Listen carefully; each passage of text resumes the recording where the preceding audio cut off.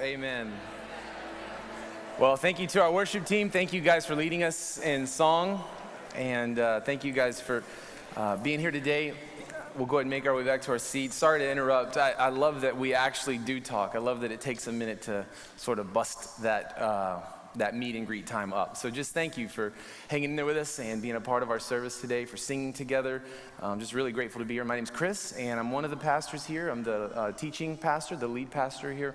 And really glad to be with you and really glad that you're here. If you're a guest with us, we'd love for you to connect with us. We'd love to get to know you. And so you can look at the bulletin that you received on your way in. There's a perforated tab that you can fill out and drop off in one of our offering boxes. There's 2 in here, and then there's 2 out in the lobby.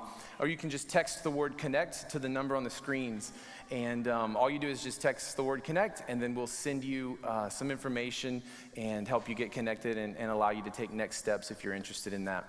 And if not, it's your first Sunday and you're just checking it out, or maybe it's your 3rd Sunday and you're still just checking it out, we're also just glad that you're here. So let us know when you're ready. We'd love to connect and sort of help you get plugged into other avenues of relationship and other avenues of spiritual growth here at Anchor. So anyway, glad that you're here and really glad to be with you this morning. So I've got just something I want to talk about for about 10 minutes, and then I'd like to preach for about 25 minutes. I don't know if I can pull this off, but I'm going to try. I'd like to just say that recently I sent an email to our church family, and this was about 2 weeks ago. So I sent an email to everyone that's sort of a regular attender or a partner in our church. That word partners is our word for members. So really nothing there, except that we use the term partnership because we're a partnership in the gospel. We're members of each other, but we're also partners out in the community, partnering together. When I'm out sort of sharing love and sharing the message of the good news with people, I'm imagining that you probably are doing the same thing wherever you are, and in a very real sense, it's a partnership, each of us doing what God's calling us to do wherever he sends us. And so anyway, we have an email that I sent out to our partners and to our regular attendees, and in that email I mentioned a fall kickstart campaign.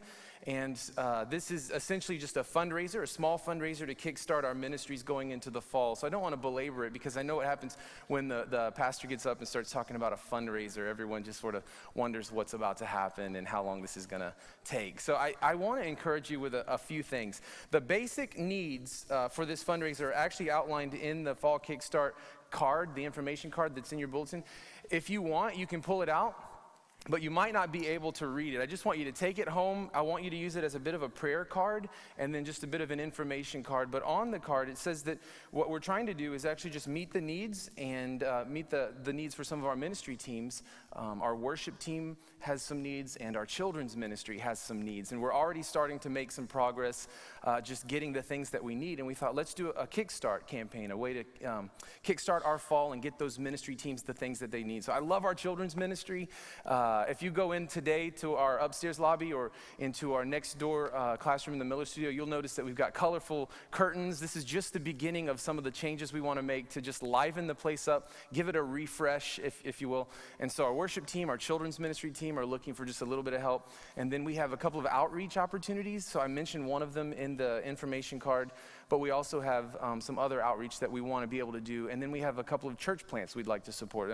There's one church we supported for 3 years, and they're self-sustaining. They're doing really well. It's up in Hampton called Hampton Roads Fellowship, but they just inherited a building. Literally, someone reached out to them and said, we want to give you our building. Our church really isn't doing that great, and we want to sort of leave a legacy. We hope it continues, doesn't get bought by a grocery store and then just flattened and turned into something else. We want the legacy to continue. They gave them a church, but it needs, I think, something like $100,000 of work.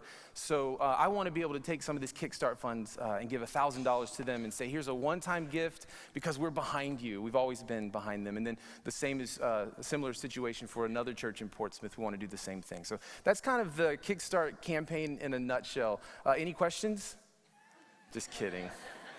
Just kidding. You can email me your questions, but here's also what I want you to see is that we're actually seeing God provide for these basic needs and for even other needs in our church.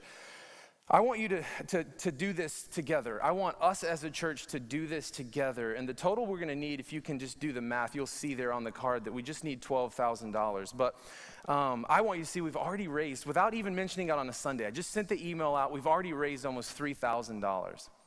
And I think that's exciting. That's a fourth of the way to this short-term, small goal we have. And I think literally being a quarter of the way there, I'm praying that you'll join the several people who have already pitched in, who've already said, yeah, we're in. We would love to be a part of this and help. And if you notice in the card, which I won't make you read it right now, but if you'll notice, we mentioned, what would we do if we were able to raise more than just the $12K? Well, I think the immediate goal would be twofold. There's other things we want to do as a church, but the immediate goal would be that we want to be able to fund be able to underwrite or support the two biggest outreach opportunities we have coming up through the end of the year, which is the Fall Shindig. How many of you guys have been to the Fall Shindig? Can I get a whoop or a yeehaw or something? Yeah, okay, great. Good, that makes me feel better. So I can't see you, so I'd like to hear something if that's all right.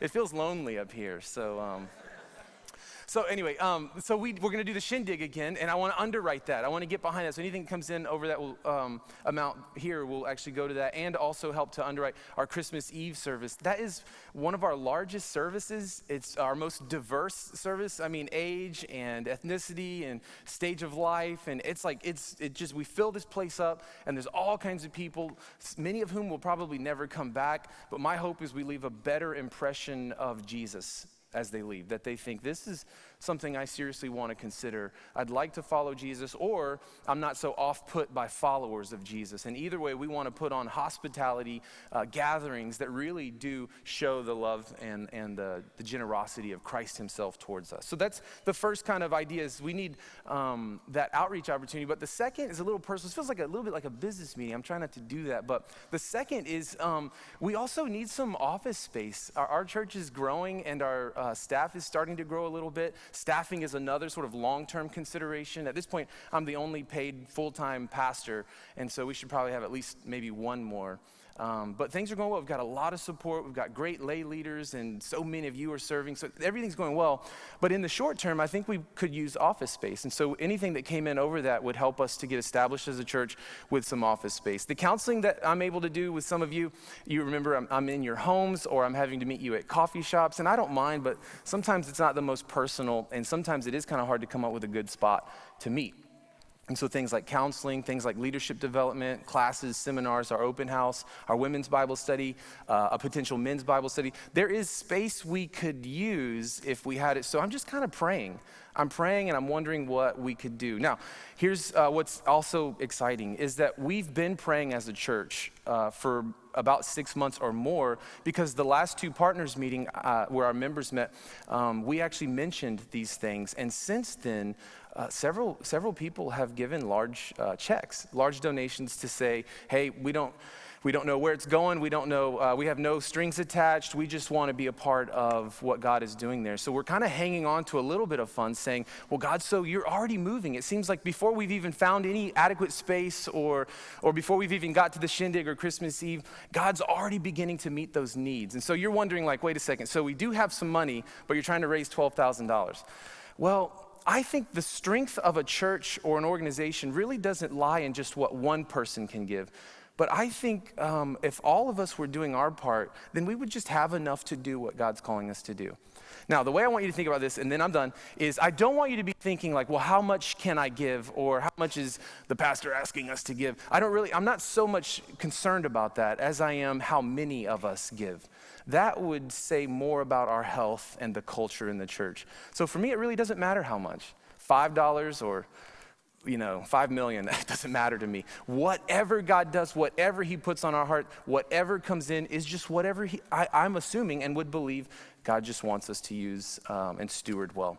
So that's kind of my spiel. I'm excited to say that I think we could do this together. I think this is something that we can do. And even as I think about last week, do you remember our birthday service, our birthday celebration?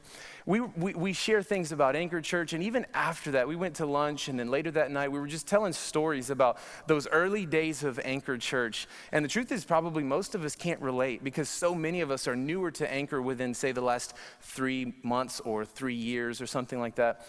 Just with a transient area, so many of our folks who helped to really start the church back in those early days have moved on to military or work or education, and then 2 people were upset, and they moved on. And so that's a relatively small number, I think. No sweat, and there's nothing personal, really. So if you're listening, I'm just kidding. They're not here, obviously. So, all right. So listen, what I'm saying is, it feels kind of like the nostalgia for maybe, a fourth of us when we think about starting the church. And then the rest of us are like, oh, so Anchor's already been started. I guess we're just joining something that other people started. But I really want you to think about this. This is a bit of an on-ramp. And in talking with some of our other staff and ministry team leaders about it, there was one of them said, hey, this is a bit of an on-ramp. And she really inspired me to think about it this way. I'm going to share what she shared with us to share with you too. That Anchor Church is still pretty early in its 170-year legacy. We're just 7 years into this. I mean, if Christ tarries 170 or 370 years, my hope is that the church would continue, that we'd hand off leadership to the next generation, that we ourselves would be making disciples, and that the church would grow, and we'd go through seasons of growth and even seasons of pruning. All that stuff happens in a church, but what I want you to hear me saying and communicating is that we're still pretty early in the process. This is still a chance to sort of get in on establishing a church in Hampton Roads. So 20 years from now, you'll be at church somewhere, you'll be with your family somewhere, and they'll be saying, so tell us about your time in Hampton Roads. And you'll say, while I was there, I helped a church get started. It was in its 7th year, but there were still so many needs, and I was a part of that. So I want you to think about that, be inspired by that, and then I want you to just pray. Take the card and pray, and then consider not just how much money. Remember, I'm asking you to think about this. How much joy would I like to have in knowing I was a part of something? So rather than just think, okay, how much money and what do we do? Let's put that aside for just a second, and I'm willing to do that too. I want you to ask this question: how much joy would I like to have knowing I gave $5 to just be even just a small part of what God was doing to establish a church in this area? All right, let me pray, and I'm going to ask you to consider being a part of this with me.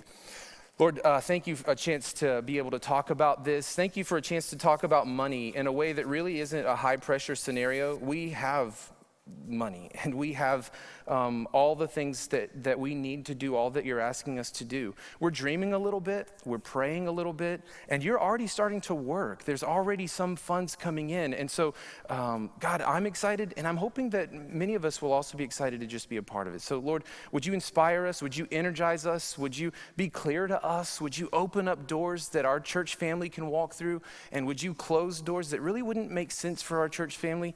Jesus, you're the senior pastor, and we are trying and we want to listen to your Spirit. So lead us, Lord, as a family. And then, Lord, give us excitement to just be a part of whatever you're doing. And I pray all this in Jesus' name. Amen. Amen. All right, well, there'll be more information. I'll probably talk about it, maybe not at length like I did today, but the next couple of weeks I'll probably mention it because we have a lot of people serving and people in and out of town, and so I'll just continue to talk about that. But for now, can we turn our attention to the Word and talk a little bit about our upcoming series? We're going to be in a series called The Armor of God, and we're going to start looking at the armor of God together over the next 9 weeks. So I want to encourage you to get your personal study guide if you're interested. There's one of these personal study guides that actually one of our pastors wrote. I had nothing to do with it, just thought about a community group study guide, and then our community group coordinator actually was thinking about like a personal study guide, and so I pitched the idea to one of our elders, and he wrote the entire thing, and then I sent the content along to our media coordinator, and she designed the whole thing. It's really neat to see the staff working together and to see that, just a little idea can be something for us to use, but it has all 9 weeks in it, and I want you to grab one. We have a digital copy too, so we have 50 in the lobby of these. I'd like you to grab one, and we can print some more. You'll just have to let us know, but we also have digital copies. But I want you to follow along. It's a personal study guide as we go through the armor of God. This year, we've been looking at living by faith. We studied the book of James together. Then we studied This summer we studied Hebrews 11, which were character studies of the people in Hebrews 11 who lived by faith. And now we're going to take a step of our own. We're going to take a step of faith of our own. And in order to take a step of faith and take a step of faith onto the battlefield of spiritual warfare, as it were, I would say we need to be protected. We need to have the spiritual armor of God to be walking in faith. And so it's really a continuation of the entire year's study about living by faith. So as I think about this, I want you to consider just that the armor of God is the next progression as we talk about living by faith. So can we study this today? Today and next week will be an introduction. We're just going to study the introductory comments that Paul makes about the armor of God. And then each week after that, we're just going to take one by one each piece of armor and just evaluate it together. Well, let's dig in. Enough with intro. Ephesians chapter 6, verses 10 to 13 says, "A final word. Be strong in the Lord and in his mighty power. Put on all of God's armor so that you will be able to stand firm against all strategies of the devil." Now, that's the passage we're going to be reading and studying. I want us to read the whole section, but we're going to go back to verses 10 and 11. Verse 12 says, "For we are not fighting against flesh and blood enemies, but against evil rulers and authorities of the unseen world, against mighty powers in this dark world, and against evil spirits in the heavenly places. Therefore, put on every piece of God's armor so that you will be able to resist the enemy in the time of evil, and then after the battle you will be standing firm." If we go back to the first verse or two here of this section that we're studying, I want us to just break it down piece by piece and listen to what he's talking about. Clearly, there is what some refer to as spiritual warfare taking place, and I want to talk a little bit about that today, and then pick it back up again next week. He begins verse 10 by saying, "A final word." He's given us some really wonderful things in the book of Ephesians to consider about God and all that he's done for us. And then he gets into the middle part there of Ephesians as he wraps it up, sort of the second half. He begins to just describe all the various types of relationships that we are engaged in. Husband, wife, parent, child, employer, employee relationships, all these various elements of relationship that he gives us instructions for. And then he gets to the end of the book and he says one last word or one final word or finally or in conclusion. And what I think he's doing here is he's saying, look, I've described so many wonderful truths, things that are life-changing in the book of Ephesians, which you and I would do well to go study. I've given you such wonderful truths to motivate you to live in right relationship with others. And so he says, finally now, here's how you do it. I want you to stand firm, is what he says, and I want you to put on God's armor. Essentially, the only way we're going to be able to operate in faith, trusting God, resting in his promises, following him, doing all that he asks us to do, is when we've put on this armor, the armor that he calls God's armor. So he says a final word, be strong in the Lord and in his mighty power. When he says be strong in the Lord, I want to look at it this way for us. Derive your strength from what you know about the Lord, from what you know about him, from what you know about what he's done for you, and from what you know about who you are in him now that he has blessed you, now that he has saved you, now that you've become a child of God. So be strong in what you know about the Lord, what you know about him, and what you know about what he's done. Be strong in him. Take your strength there. Now, this is not unlike what we studied just a couple of weeks ago. Do you remember studying at the end of Philippians chapter 4, or right in the middle of Philippians 4, at the end of the message just 2 weeks ago? We talked about Paul saying, I can do all things through Christ which strengthens me. Do you remember that? Well, what we studied just a couple of weeks ago was that what Paul is not saying is, I can do all things I want to do if I put my mind to it through the strength that Christ gives me.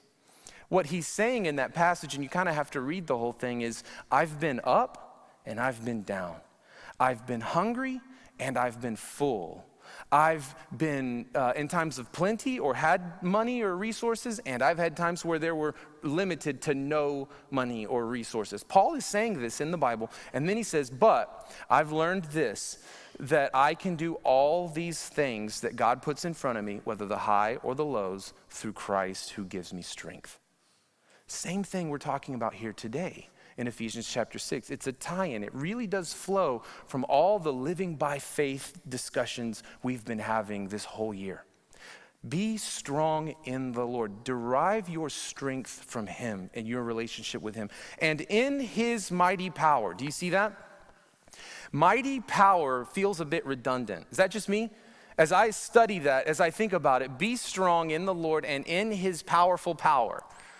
In his mighty might, in his mighty power. What I think it helps us to understand is that God gives us the ability to do what he's calling us to do. It's to be strong in him through his ability that he gives us, through the ability he gives us that empowers us or strengthens us to do what God's calling us to do.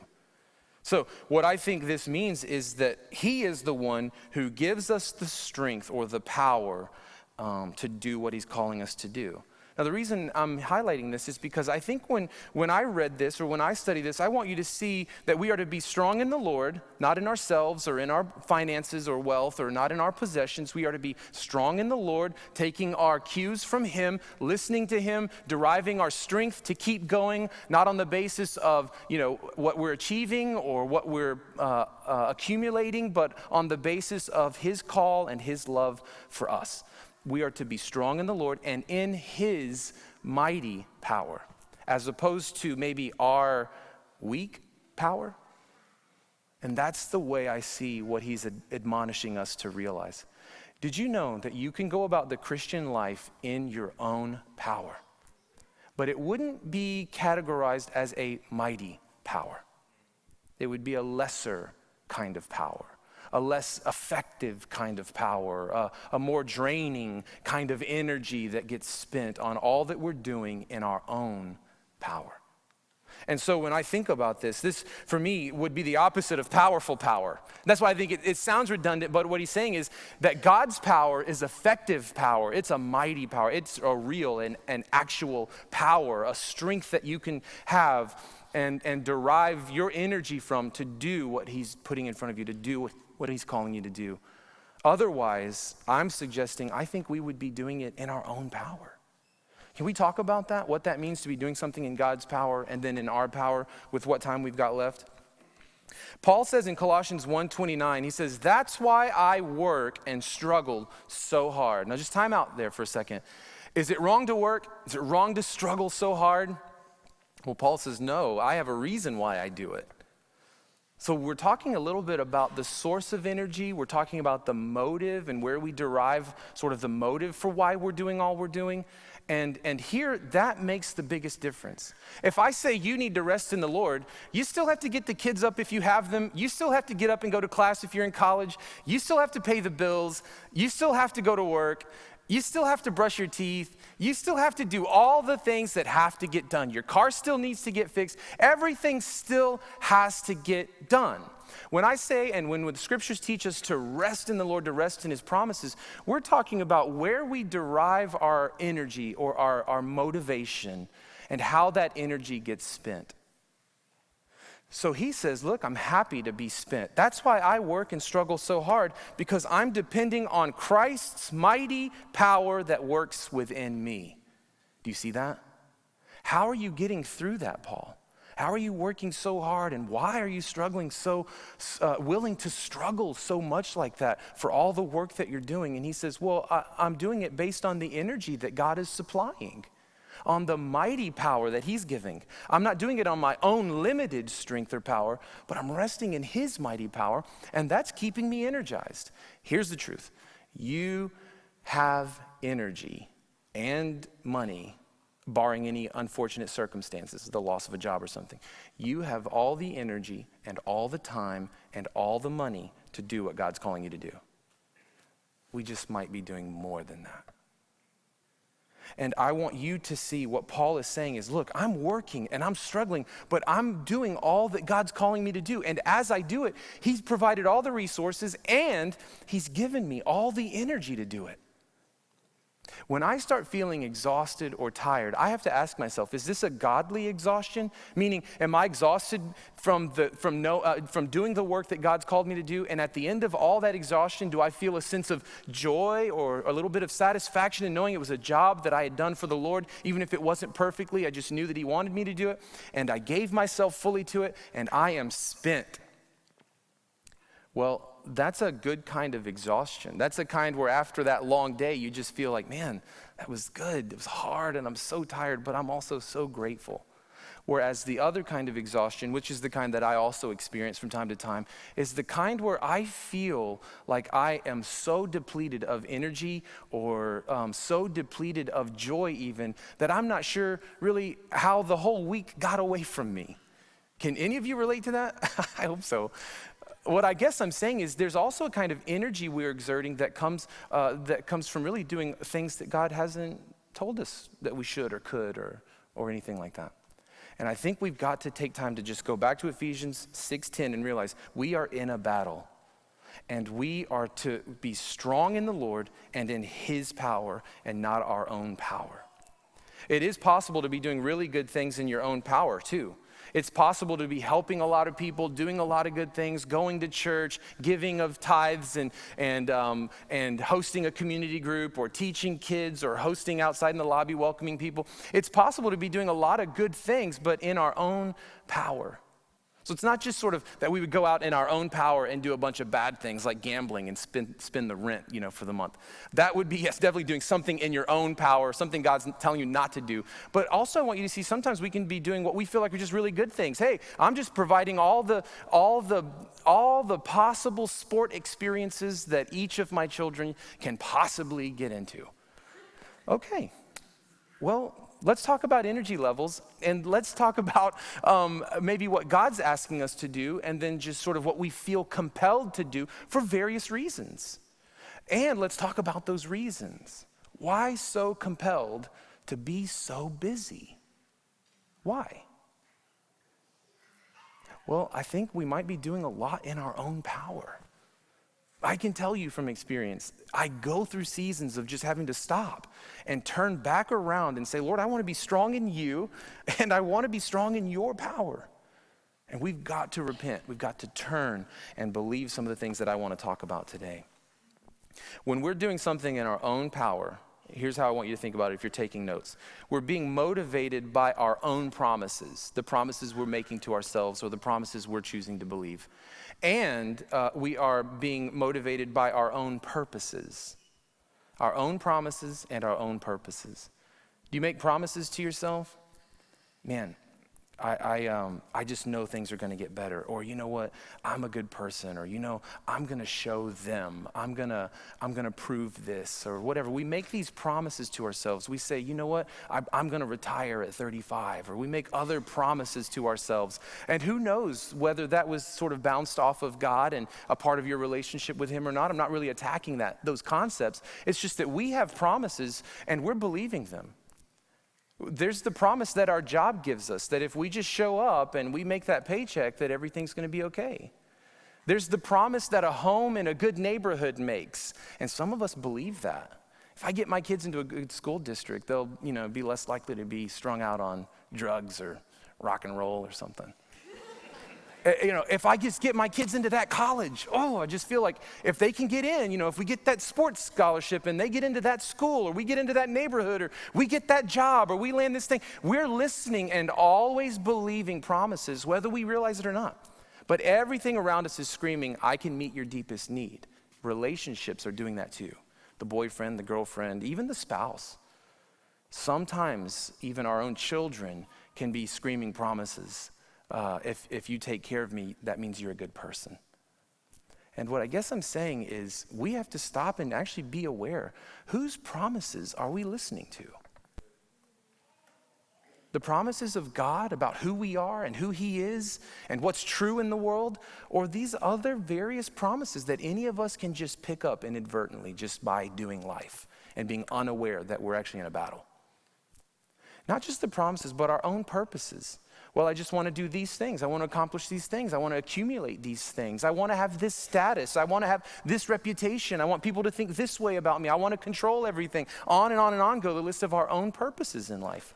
And if we're going to follow not in our own power, by believing our own promises we choose and pick, and by pursuing our own purposes, we're going to need to walk in God's mighty power, which would be believing his promises and accomplishing his purposes. Got it? Good. Well, let's pray and we're done. No, I'm just... Look, this is a takes one to know one. Sounds like I'm coming on strong. Maybe it just feels that way because it's completely silent. But what I'm saying is that it's a takes one to know one kind of gig. And I want to encourage you to realize that we might be walking in our power, our own power in some ways, and that the only call then would be to just turn to the Lord and say, Lord, I want to be strong in you. I'm tired of trying to be strong in me. And I want to walk in your power. I need your ability and energy. So show me what you want me to do, and then let's follow him together as a church. So I think when his power fills us up, it gives us the strength to do what he's calling us to do, whereas when we're in our own power, well, we all know what that feels like. It's a bit draining. So as I think about this, let's keep moving in the scriptures. He goes on to say, be strong in the Lord and in his mighty power. Now, verse 11, let's break that down for just a few more minutes if we can. Verse 11 says, put on all of God's armor so that you will be able to stand firm against all the strategies of the devil. The main phrase for me there is to stand firm. Now, we won't spend all of our time there, but I think in light of what we're talking about, doing what he's calling us to do in his mighty power, Paul says what he's calling us to do is to stand firm. Ephesians 6:11, so that you will be able to stand firm. And we need to stand firm because we're under attack. We're what I've mentioned, we're in spiritual warfare that we're experiencing. And I'm going to talk about spiritual warfare next week. I just don't have the time. But I want you to know that it's not metaphorical, like he's spiritualizing the warfare we're in. There is actually spiritual beings, a spiritual dimension. And most of us, unless our eyes are opened, can only see the earthly dimension. But there is a spiritual dimension with spiritual beings. And those would be angels and demons and anything in the created order in the heavenly realm. That would be the spiritual dimension he's talking about. And all around us, there is a spiritual battle taking place. And we as humans have to be so in tuned to what's happening around us and in us spiritually, or we will be blindsided, we will be overtaken, and we will not be standing firm. And so I want to encourage us. Next week we'll talk a little bit more about spiritual warfare in depth and then talk about verses 12 and 13. But I want you to see this is a very real thing called spiritual warfare. And here's how I would define it if you're taking notes. Again, we'll talk more about it next week. But I would say spiritual warfare is when we fight anything that opposes God's promises. Having to fight something that is in opposition to God's promises and God's purposes. Well, you know what that's like, a temptation to not believe one of God's promises. If he says he loves us, but I feel like maybe he doesn't, that's spiritual warfare. You got to fight that. When I'm being tempted to sin in some way that I know is not in line with God's purposes for my mind or my mouth or my body or whatever, or relationally with other friends and stuff, when I'm tempted to say things that might hurt, whatever it might be, the temptation to go not in line with God's purposes for how we should relate to each other. This, to me, would be the definition of spiritual warfare. You're in a battle. So I'll say it again, and it's tied to having faith in his promises, remember. But spiritual warfare is when we fight anything that opposes God's promises and God's purposes. And the way we do that fighting is namely this way, that we fight to believe God's promises against all odds. Does that sound familiar from this summer and the study we did about living by faith? Fighting to believe God's promises against all odds. The battle to believe is spiritual warfare. It's very real. And I guess what I want us to see is that we are engaged in this battle whether we realize it or not. In other words, we are actually putting on a type of armor for ourselves whether we realize it or not. Whether it's God's armor or our own. Whether it's God's power or in our own power. I'm trying to help you see that this isn't just a neutral engagement like, well, I'll learn more about God's power and God's armor over the next 9 weeks, but for now, I'm just going to keep doing what I've been doing. You've been engaging in warfare. You have been. You've been believing promises that things are making to you. You've been pursuing other purposes for your life. You and I have been doing this. You and I have been engaged in spiritual warfare, and the question is, whose armor are we wearing? Whose power are we fighting in? This is what I think I want us to see today, and it bleeds into next week. But what I want you to see is that when he describes this to stand firm, he's talking about standing firm against all strategies of the devil. Do you see that in Ephesians 6:11? Put on all of God's armor so that you will be able to stand firm against all strategies of the devil. That word strategies is also the word craftiness, all the craftiness of the devil. Do you know what that reminds me of? Genesis chapter 3, where it says that the serpent was more crafty than any other beast. I think Satan here is described also as crafty and scheming, and he has his strategies for you. Did you know that? Did you know that Satan has strategies? In 2 Corinthians 2:11, so that you don't think this is the only place that the Bible talks about it, it says here, Paul is writing to the church at Corinth, and he says there that we want to be strong and stand firm, look, verse 11, so that Satan will not outsmart us, for we are familiar with his evil strategies, his evil schemes. Here's another question. Did you know that he has strategies for you? You're struggling with different sins than the person sitting next to you. You're tempted by different things than the person down the aisle from you. We're all struggling with our own various issues. We've all had our own upbringing. We've all had our own experiences growing up and engaging various types of sin. Some struggle with anger, and some with covetousness, and some with lust, and some with greed, and whatever. But did you know that Satan has strategies for you? Are you aware that you're in a battle, and when you're giving in to the particular sins that are yours and not the guy next to you, that he's actually engaging in spiritual warfare with you? So I think it's a good point for us to realize that we do have an enemy, and he has strategies for tricking us like he did with Eve. He has strategies for lying to us, and I want us as a people to grow over the next 9 weeks. I want us to grow and be aware, like he says in 2 Corinthians 2:11, we are not going to allow Satan to outsmart us because we're familiar with his evil schemes. I want us to be familiar with them. I want us to know, and I want you to know. Do you know that he's attacking? Do you know how he attacks? Are you able to spot the strategy he's using to get you to believe in other promises than God's and to get you to follow other purposes than God's? Well, sometimes I'm aware, and on my worst days, I'm not. I'm just getting up in the morning. I'm forgetting to pray. I'm forgetting to read. I'm forgetting to posture my heart in submission to him. I'm just going about my day, and I don't want to do that. And I don't want us to be a church that does that. I want us to be walking and standing firm in his mighty power. But we're going to need to know his evil schemes. So we have an enemy. He has strategies. And I think that it's good for us. I don't want to be spooky here or use scare tactics to get everybody to sort of fall in line here. But I do want you to know that he's crafted a strategy for you. It's that button he keeps pressing. It's that thing that keeps making you overwhelmed. It's that thing that keeps striking fear every time you think about it. It's that thing that gives you a sense of pride and self-righteousness when you keep doing it, and he loves to make you think that we're better than we are. It's all these various strategies and tricks, and I want us to know those. As I mentioned earlier, his strategy really is whatever it takes to oppose God's promises and God's purposes in the world. And I want us to consider we are in a battle, and in this verse he's saying stand firm against all of his strategies. Have you considered that maybe your worry or fear might be rooted in spiritual warfare? That you're not just having a bad day.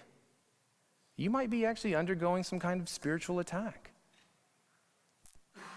Have you considered that maybe maybe Satan, our enemy, and his forces, spiritual forces, are stirring you up, causing you to worry, causing you to have fear about things? Have you considered that maybe the constant discouragement you feel might actually be spiritual warfare? I mean, maybe you need a happy light too, but also it could be spiritual warfare. I bought a happy light. I use it sometimes. There are practical things we can do to help. We should eat. We should go to bed on time. We should get up. We should do all the things that usually when someone is really struggling is failing to do. Eat, diet, rest. Very simple. But I think in addition to that, we have to also have our spiritual senses heightened to the fact that we're in a spiritual battle too. And it's best to keep our bodies in shape and our minds in shape so that we can actually engage with a spirit that is in shape and ready to do battle against the lies of the enemy. Do you see that? It's all together. It's all sort of holistic, since I guess that's a buzzword lately. It's all working together for us to be standing firm. That's what I want for us, a church standing firm on the promises of God. And so I want you to see that. You might not realize it, but even our bouts with contentment or discontentment, or always feeling like we're missing out, or always feeling like we're just not enough. Have you considered that beyond just, that's just kind of your personality, or beyond just the fact that Eeyore is just the way Eeyore is, actually, maybe there's some spiritual warfare. Maybe there's some breakthrough. Maybe you can experience in the Word of God by putting on various pieces of the armor that we're going to talk about, that you might actually be able to see some breakthrough in your life in these areas. It's a literal battle, and I'm calling us to literally fight. And I think we can do it in His power, in His mighty power. Well, there's more to say here, and I realize that there's a lot more to say, because he says in the very first part, put on all of God's armor so that you will be able to stand firm against the strategies of the devil. I want you to see first that we should put on all of God's armor. This is the last phrase we're going to talk about today, but I want to emphasize parts of this verse, that first phrase, put on all of God's armor. First is put on all of God's armor. What I mean is that God's armor would be doing it God's way in God's power. Even if you didn't realize that you were a participant in spiritual warfare, maybe today you're kind of surprised to hear that we're always doing battle and believing promises and so on. I think also, as I mentioned, we're also always wearing some kind of armor. As a result of the experiences we've been through, or the hurt that we've experienced, and especially because so many of us have been made to feel vulnerable, or we have been vulnerable at some point in our lives, we are doing everything we can to protect ourselves from vulnerability. Did you know that? I mean, there's people who aren't even Christians doing studies on vulnerability and issues of vulnerability, and we as humans are doing everything we can to shield against vulnerability. This was one of my first lessons in church planting as we started this church. I wanted everything to get to the place where I just didn't have to depend on God. It would just go well. I want my family to be like that. I want this amount of money to just do the things I want to do. I'm not trying to buy a yacht. I just have little things I want to do for our family, There's little things. I think some of you can resonate with what I'm trying to say. I'm not trying to do a bunch. I'm just trying to do the stuff I think I need to do for my family. And in an effort to sort of protect my family from vulnerability, and in an effort, all of us, to do the same thing, this is why we're going to certain neighborhoods, or trying to get into certain schools, or trying to land a certain job, or trying to do all that we're trying to do. We're just trying to shield ourselves from inevitable vulnerability. All of us are doing that. How are you shielding yourself? With what armor? What are you saying to yourself? You have to do that work. You should be doing that work in community with other people and with a counselor. You should be doing that. But you have to do that work. I think for us, what happens is, because of the vulnerability we've experienced or whatnot, or the vulnerability we fear could cause catastrophe for us in the future, we build up coping strategies. We build up all kinds of, not just coping strategies, but all kinds of walls of protection. We've been hurt by people, and so we refuse really to engage relationally like that again. And so on and so forth are the various ways that we're wearing an armor and may not even realize it. I'm saying today, we're going to need to take off the old armor that was working for a time and we're going to need to put on God's armor. We have to do that. You have to do that. It's the work we have to do as believers to stand firm. And this is a good work. When Paul says, I have fought the fight of faith, he's saying, I battled through all my insecurities and fears. I battled through my own physical pain, apparently eyesight or something like that. I battled through wanting to establish all these churches. I battled through doing all that God had called me to do. And I fought this good fight of faith, meaning I battled through it by believing God's promises and pursuing his purposes for me. You can do the same thing. In fact, we have so great a cloud of witnesses, that's Hebrews 11, who have done the very same thing. You can do it too. But you'll need to do it in his power, wearing his armor. So I think there's more to say here, but it's put on God's armor, put on all of God's armor, which is why you need to be here every week that you can to listen to every piece. You never know which one of the ones is the one you're needing to put on. Put on all of God's armor. And then lastly, put on God's armor. Take off the one you've got, put on the one God's providing. That'll take some repentance and faith. That'll take some turning. In Ephesians 4:22, which is the last verse that I'll share with you, it's about this put on God's armor mentality. It's a put off, renew, and put on principle. Have you heard that before? It's in Colossians, it's in Ephesians, it's in a few places in the Bible where he says, put off the old, be renewed, put on the new. This is death, burial, resurrection language, if you didn't know that.